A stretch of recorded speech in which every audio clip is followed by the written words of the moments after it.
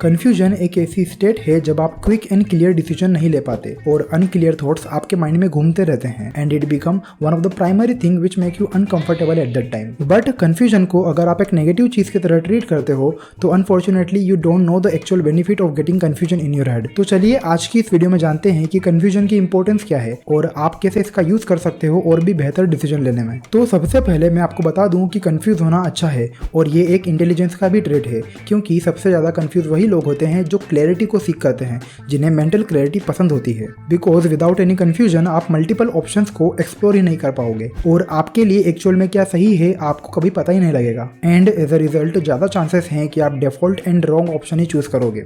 So ultimately confusion is great. Now समझते हैं कि हमें कंफ्यूजन होती ही क्यों है।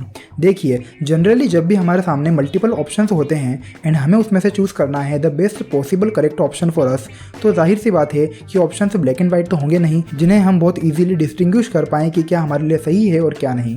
नॉर्मली आज के टाइम पे हमारे सामने लगभग हर चीज़ों के कितने ही ऑप्शंस अवेलेबल हैं और उनमें से कई ऑप्शंस एक दूसरे से इतने सिमिलर हैं कि कंफ्यूजन और बढ़ जाता है। तो जब भी हमें किसी ऑप्शन को चूज करने की ज़रूरत होती है तो हमारा माइंड अक्सर इसी डाउट में रहता है कि कोई चीज़ रह ना जाए, मतलब माइंड किसी चीज़ को मिस नहीं करना चाहता और हमें भी अनकॉन्शियसली और कॉन्शियसली ये पता नहीं होता कि हमारी प्रायोरिटीज़ क्या हैं, हमें किन चीज़ों को ज़्यादा इंपॉर्टेंस देनी है और किन्हें नहीं। फिर बस बेसिक सी चीज़ों को लेकर भी कंफ्यूजन होने लगता है, लाइक घर से बाहर जाने पर कुछ परचेस करने के मल्टीपल ऑप्शंस को लेकर या ट्रैवल डेस्टिनेशन को चूज करने को लेकर, और कभी कभी तो छोटे मोटे कामों में भी कंफ्यूजन हो ही जाता है। बट जब बात आती है लाइफ और करियर में लिए जाने वाले इंपॉर्टेंट डिसीजन की, तब हमें और भी अवेयरनेस के साथ चीज़ों को समझना होता है। फिर चाहे करियर सिलेक्शन की बात हो, स्टूडेंट हो तो स्ट्रीम सिलेक्शन की या रिलेशनशिप, और इन सभी इंपॉर्टेंट डिसीजन के लिए ऑप्शंस को वाइसली समझना और सिलेक्ट करना बहुत ज़रूरी है। पर अभी मैं आपको सिंपलेस्ट तरीका बताने वाला हूँ जिसकी हेल्प से आप नॉर्मल कंफ्यूजन से तो डील कर ही सकते हो। And that magical way is writing. Yes, writing एक बहुत पावरफुल टूल है जिसकी हेल्प से आप इजीली मेंटल क्लैरिटी ले सकते हो, छोटी से छोटी और बड़ी से बड़ी कंफ्यूजन में भी, क्योंकि जब तक आप सारे ऑप्शंस को अपने माइंड में ही सॉल्व करते रहोगे तब तक आप उस थॉट के दोनों साइड्स को अच्छे से जाने बिना सही डिसीजन नहीं ले पाओगे। इससे कंफ्यूजन और ज़्यादा बढ़ेगी और आप इरिटेट हो जाओगे। सो पेन पेपर लो और इस फ्रेमवर्क को यूज करो कंफ्यूजन से क्लैरिटी लाने के लिए। सबसे पहले हम समझते हैं कि राइटिंग की हेल्प से आप डिसीजंस कैसे ले सकते हो। First, figure out options to take the right decision. इसके लिए सबसे पहले आप जिस भी डिसीजन मेकिंग रिलेटेड कंफ्यूजन से डील कर रहे हो उसके सभी पॉसिबल ऑप्शंस को राइट डाउन कर लें। अब यहाँ अगर आपके पास में लिमिटेड ऑप्शंस ही हैं तो सिंपली उनके शॉर्ट टर्म और लॉन्ग टर्म बेनिफिट को जानने के लिए आप वो सारे फिल्टर्स लगा सकते हो जो आपके माइंड में आते हैं, like time, money, usefulness, importance, urgency, desire या विश, गोल या future relevancy, problem solving capability, value addition, opportunity, personal taste etcetera. But इनकी हेल्प से क्लैरिटी कैसे आएगी, एग्जाम्पल से समझते हैं। फर्स्ट, मुझे कोडिंग सीखनी चाहिए या नहीं। अब इस सिनेरियो को लेकर चलें और वो सभी फिल्टर्स को अप्लाई करें तो मुझे क्लियर है कि मुझे कोडिंग नहीं सीखनी चाहिए, क्योंकि ये स्किल मुझे उतना बेनिफिट नहीं करेगी जितना किसी और को कर सकती है। सेकंड, मुझे कैमरा लेना चाहिए या नहीं। अब मैं यहाँ भी क्लियर हूँ कि yes it is beneficial for me.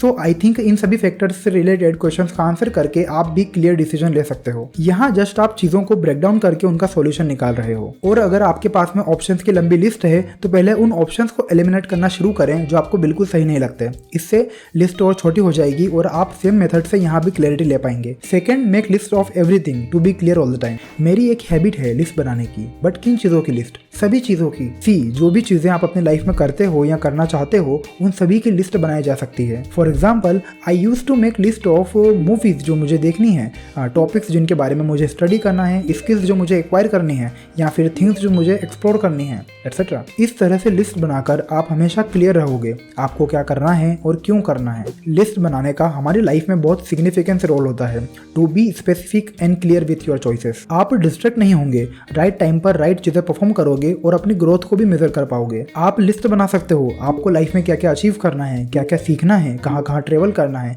किन किन लोगों से मिलना है, किन बुक्स को रीड करना है, क्या क्या परचेस करना है, किन इनकम सोर्सेस को बिल्ड करना है, किन एरियाज में इंप्रूव करना है, कौन से फियर को ओवरकम करके लाइफ में आगे बढ़ना है। जो कुछ भी सोचकर आप कंफ्यूज रहते हो, अपना टाइम उन्हें एनालाइज करने में वेस्ट करते हो, उन सभी की लिस्ट बनाना शुरू करें, हमेशा क्लैरिटी रहेगी। Third, make plans on paper to take the right steps. ये एक बहुत क्रिएटिव तरीका है क्लैरिटी के साथ काम करने का। अगर आप विदाउट पेपर प्रॉपर प्लानिंग के आइडियाज़ को बस एग्जीक्यूट करने में लग जाओगे तो आप बेसिक से हर्डल्स और प्रॉब्लम्स को ही मैनेज करते रहोगे। वहीं अगर प्रॉपर प्लानिंग के साथ में किसी भी काम को करते हो तो कभी भी अननेसेसरी डिस्ट्रैक्शन और अट्रैक्शन में अपना टाइम वेस्ट नहीं करोगे। आपको ऑलरेडी पता होगा कि कौन सी स्टेप में किस टास्क को परफॉर्म करना है और उसका आउटकम क्या होने वाला है एंड उसे कैसे रिजल्ट में कन्वर्ट करना है। Fourth, make priority list to do best thing first.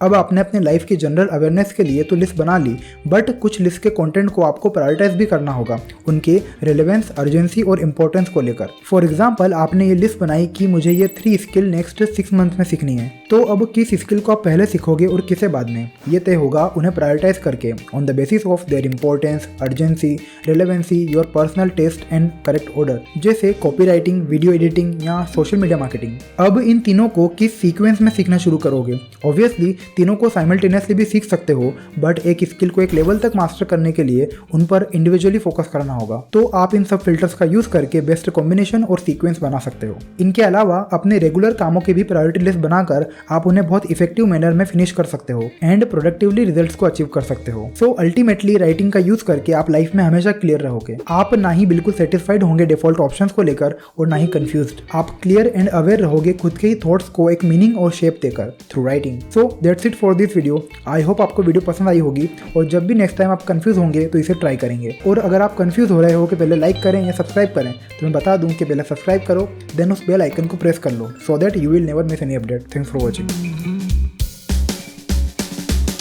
और अगर आपके पास में ऑप्शंस की लंबी लिस्ट है तो पहले आप उन ऑप्शंस को एलिमिनेट करना शुरू करें जिन्हें आप बिल्कुल सही नहीं लगते, like time, money, usefulness, importance, urgency, desire या विश।